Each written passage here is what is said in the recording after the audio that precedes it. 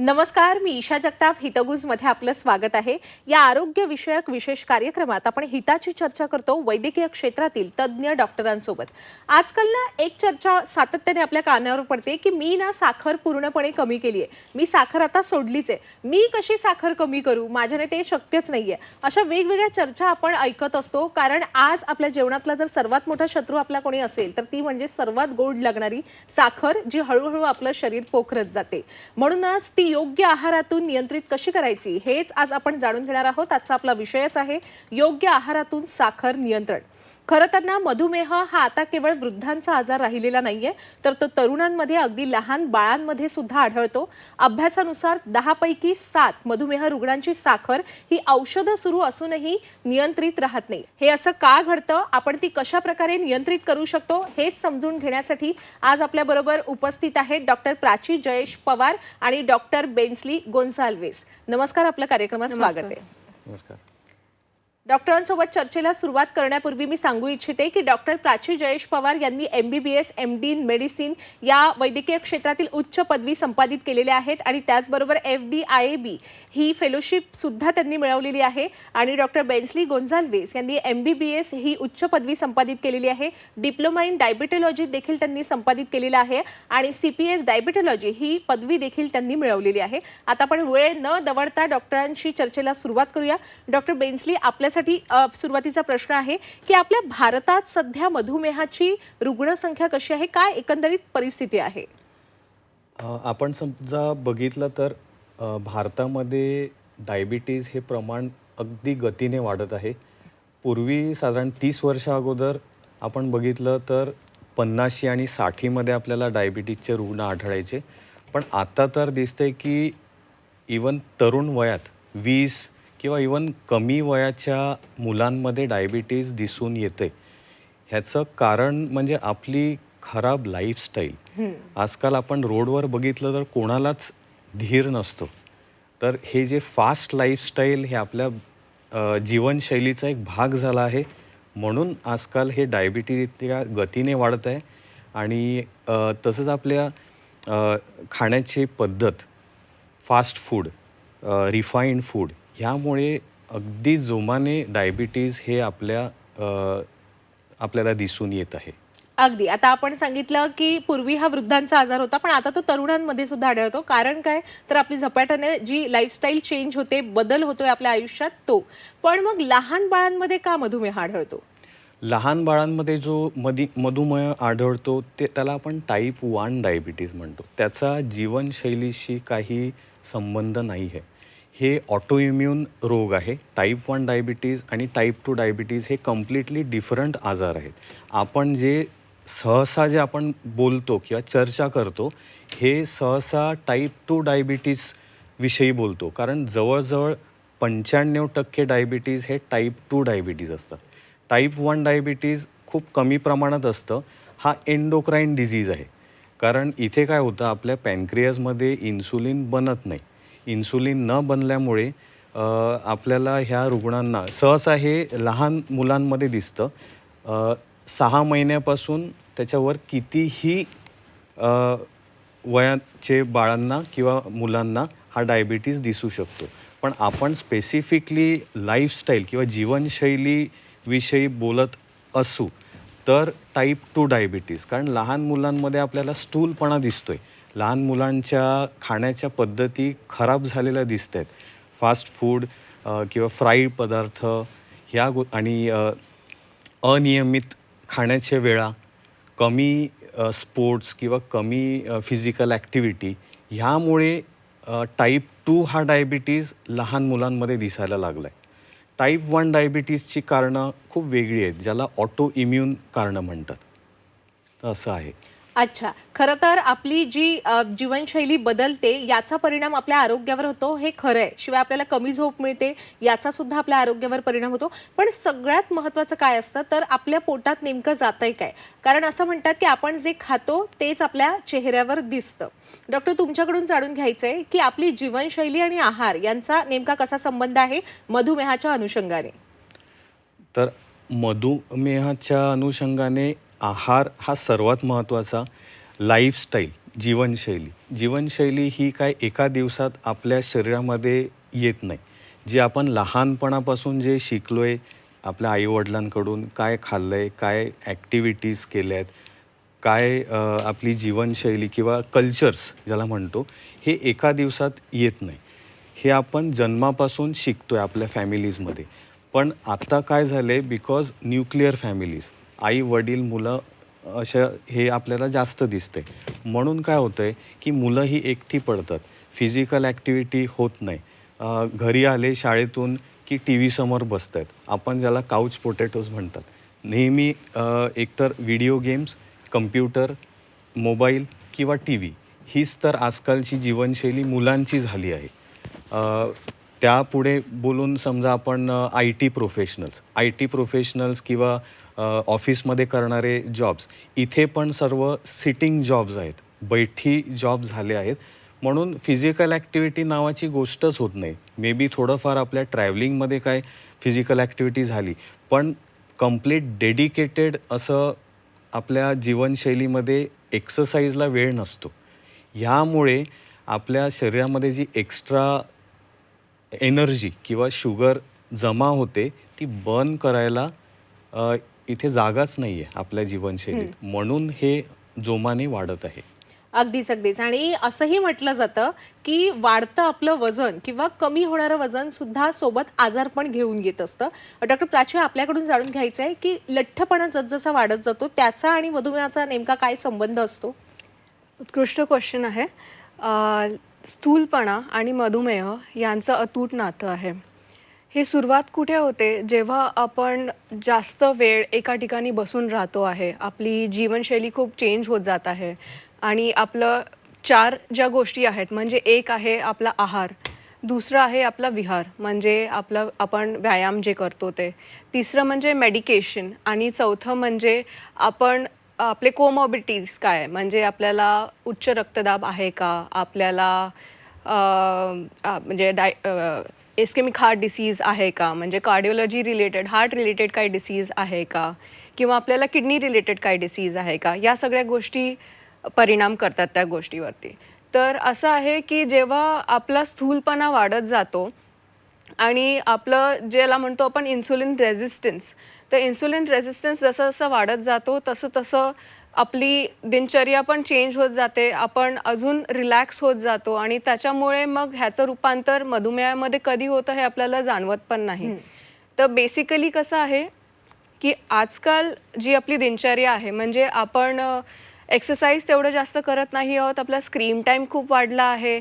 त्यानंतर आपण एक्सरसाइजमध्ये सुद्धा रेझिस्टन्स वेट ट्रेनिंग जी आहे ती जी आपण नाही करत आहोत, त्याच्यामुळे स्थूलपणा अजून जास्त वाढत जातो आहे आणि त्याच्यामुळे मधुमेहाकडे आपण चालत आहोत.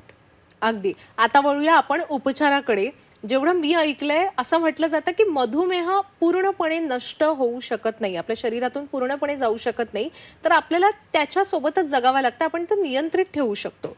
या अनुषंगाने सुद्धा मला डॉक्टर बेन्सली आपल्याकडून उत्तर हवंय.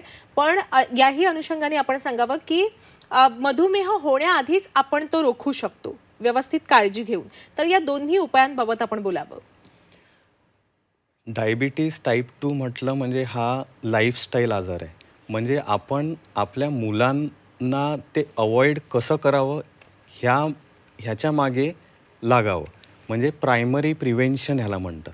प्रायमरी प्रिव्हेन्शन म्हणजे अगदी चांगली लाईफस्टाईल, फिजिकल ॲक्टिव्हिटी, चांगला आहार, चांगली झोप, कमी स्ट्रेस हे आपल्या जीवनात असेल तर जे काही आपल्या शरीरामध्ये जे चेंजेस, मेटाबॉलिक चेंजेस होतात.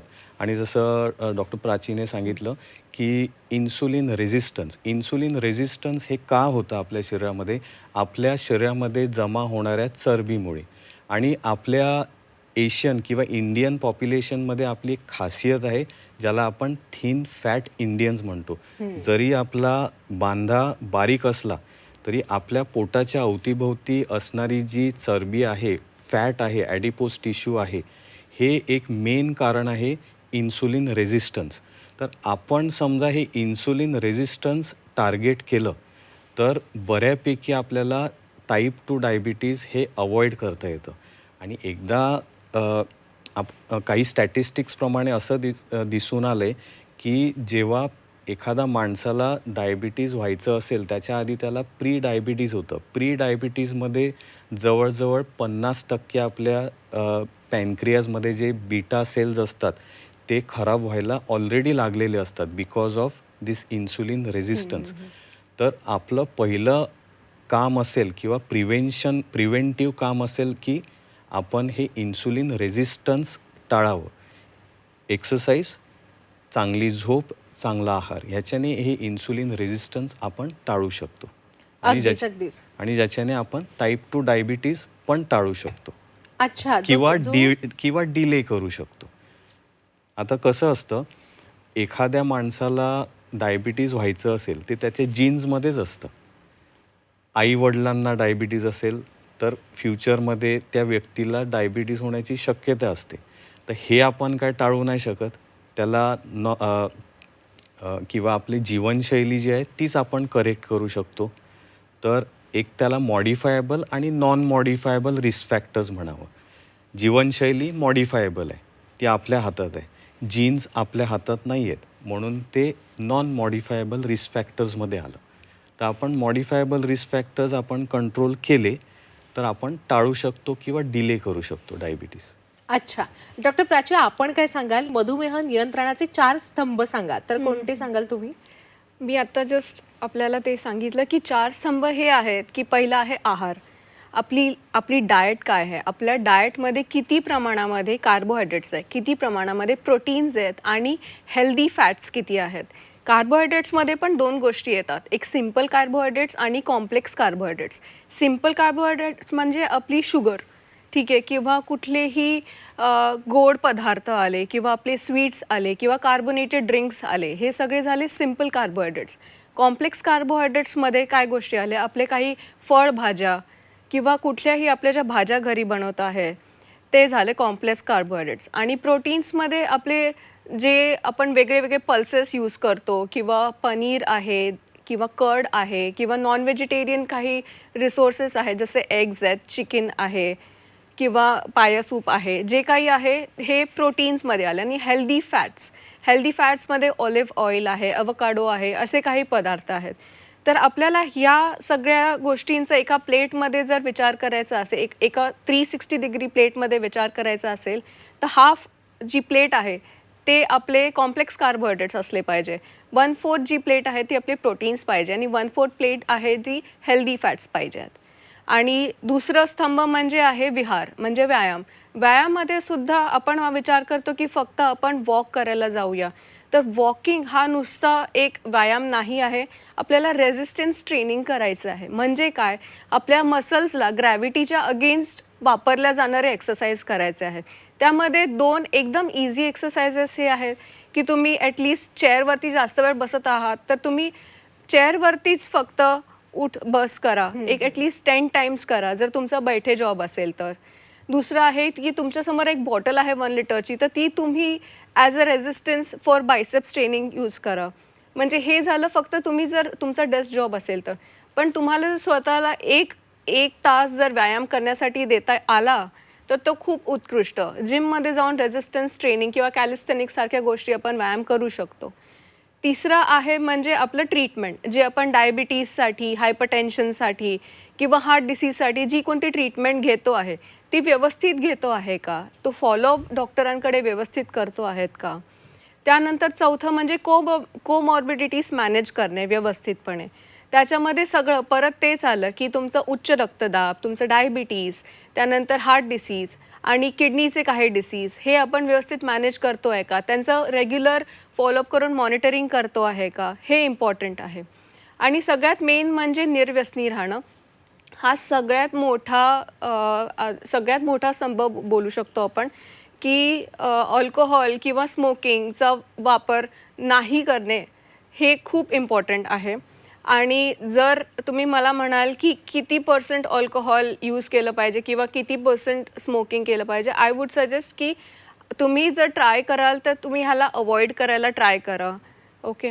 आणि राहिली गोष्ट स्थूलपणाची, जर आपण हे 4-5 स्तंभ व्यवस्थित आपल्या लाईफमध्ये अकॉमोडेट केले तर आपण डायबेसिटी हा जो टर्म आहे, डायबिटीज आणि ओबेसिटी ह्याला अवॉइड करू शकू. आणि इम्पॉर्टंट म्हणजे आजकाल लेट प्रेग्नन्सीजचं प्रमाण खूप वाढलं आहे. म्हणजे 30च्या नंतर गरोदरपणामुळे जेस्टेशनल डायबिटीज मेलाइटस हा जो आजार आहे तो होत आहे. ह्याचा अर्थ काय की प्रेग्नन्सीच्या आधी डायबिटीज नव्हता, पण ड्युरिंग प्रेग्नन्सी शुगर लेवल्स वाढल्यामुळे डायबिटीज होण्याचं प्रमाण वाढतो. याचा धोका फक्त आईलाच नव्हे तर मुलांना पण असतो. म्हणजे ओव्हर द टाईम जर या व्यक्तीने कन्सीव्ह केलं आणि मग त्या मुलांमध्ये सुद्धा डायबिटीज आणि ओबेसिटीचं प्रमाण वाढत जाणार. अच्छा, अतिशय छान पद्धतीने, खूप सविस्तर पद्धतीने आपण हे 4 स्तंभ आम्हाला सांगितलेले आहेत. डॉक्टर बेन्सली, आपल्याकडून याच्यातला एक मुद्दा आम्हाला सविस्तरपणे जाणून घ्यायचा आहे, तो म्हणजे डायबिटीजच्या रुग्णांसाठी किंवा ज्यांना डायबिटीज होऊ शकतो अशांसाठी एक हेल्दी प्लेट, हेल्दी आहार काय असू शकतो? तर आपलं मेन इंडियन डाएट, आपल्या भारतीय आहारात काय थोडीशी, मी गडबड असं नाही सांगणार, पण थोडीशी चूक अशी होते की आपल्या आहारामध्ये कार्बोहायड्रेट्स, विशेष करून आत्ताच्या जमान्यामध्ये रिफाईंड कार्बोहायड्रेटचं प्रमाण खूप जास्त आहे. असं एक हेल्दी प्लेट म्हटलं म्हणजे कार्बोहायड्रेटचं प्रमाण हे साधारण 58 ते 60% पाहिजे, प्रोटीन्स 30% पाहिजे आणि बाकीचं फॅट आणि मायक्रोन्यूट्रियंट्स आणि फायबर पाहिजे. तर ह्याचं थोडंसं उल्लंघन करायचं म्हणजे नॉर्मली रिफाईंड कार्बोहायड्रेट्समध्ये 1 वाटी ब्राऊन राईस किंवा मल्टीग्रेनची भाकरी, हे झालं कार्बोहायड्रेट्स. प्रोटीन्समध्ये आपल्या सर्व कडधान्य आणि डाळी आल्या. नंतर फायबर्समध्ये सॅलेड्स आणि बाकीच्या ग्रीन व्हेजिटेबल्स आल्या. हे झालं एक कंप्लीट बॅलेन्स डाएट. आणि आपण नेहमी डाएट करतो, डाएट हा ॲक्च्युली इनकम्प्लीट वर्ड आहे. It should be a balance diet. कोणतीच गोष्ट कमी किंवा जास्त नाही, बॅलेन्स. तर आजकालच्या जमान्यात ते इम्बॅलेन्स डाएट झाले. एखादी वस्तू खूप जास्त प्रमाणात असते, एखादी वस्तू खूप कमी प्रमाणात असते. तर बॅलेन्स डाएटसाठी सर्व हे आहार किंवा हे गट समतोल प्रमाणात, आणि एखाद्या व्यक्तीला समजलं की कोणती वस्तू कोणत्या वेळेस आणि किती प्रमाणात खायची, then that person has won over his lifestyle and diet. अच्छा, अगदीच अगदीच. खरं तर हा विषय ना खूप व्यापक आहे, पण आजच्या आपल्या या कार्यक्रमाला वेळेची मर्यादा असल्यामुळे आता या ठिकाणी आपल्याला थांबावं लागणार आहे. जाता जाता आपण आपल्या सर्व प्रेक्षकांना काय मोलाचा सल्ला द्याल? डॉक्टर प्राची. मी एकच सल्ला देईल की प्लीज एक्सरसाइज करा. दररोज स्वतःसाठी 1 तास, कमीत कमी 1 तास द्या. आणि आपल्या लाईफस्टाईलला आपल्याला जर सपोज 60 वर्षाहून जास्त खूप हेल्दी वेमध्ये आणि 60 ते 80 वर्षाच्या मध्ये विदाऊट एनी डिपेंडन्स जर राहायचं असेल तर आपल्याला 30-40 मध्ये सुद्धा एक्सरसाइज करायचं प्रमाण वाढलं पाहिजे. आपण स्ट्रेंथ ट्रेनिंग केली पाहिजे. आपले मसल्स इंटॅक्ट राहिले पाहिजे, ताकी आपले जी शुगर लेवल आहे ती कमी होत राहील. जेवढं मसल्स स्ट्रॉंग राहतील तेवढी आपली साखरेचं प्रमाण कमी राहील. तर त्याच्यामुळे मी सजेस्ट करेल की प्लीज स्वतःसाठी 1 तास तरी किमान द्या. डॉक्टर बेन्सली. तर नावडेज असं म्हटलं जातं की 30s is the new 50s ना. तर आता 50मध्ये जे आजार व्हायचे ते आता 30 वयाच्या व्यक्तींना होत आहेत. तर आपल्याला असं नाही वाटलं पाहिजे की मी आता एकदा सेटल झालो आहे म्हणजे आपली फिजिकल ॲक्टिव्हिटी कमी करावी. आणि हे फिजिकल ॲक्टिव्हिटी किंवा खेळ जे आहेत, क्रिकेट म्हणा, फुटबॉल म्हणा, बॅडमिंटन म्हणा, आजकाल पिकल बॉल आलं आहे, जे काही खेळ आहेत हे तुम्हाला समजा फिजिकली ॲक्टिव्ह ठेवत असतील आणि तुम्हाला त्याच्यातून आनंद मिळत असेल तर हे जरूर खेळा. अगदीच अगदीच डॉक्टर, खूप खूप आभार. आपण दोन्ही डॉक्टर आजच्या या चर्चेत सहभागी झालात आणि आपल्या सर्व प्रेक्षकांना एवढं मोलाचं मार्गदर्शन केलं. धन्यवाद. थँक्यू. थँक्यू. प्रेक्षक हो, आता वेळ झालेली आहे इथेच थांबण्याची. ताज्या घडामोडींसाठी नेहमीच पाहत रहा झी 24 तास.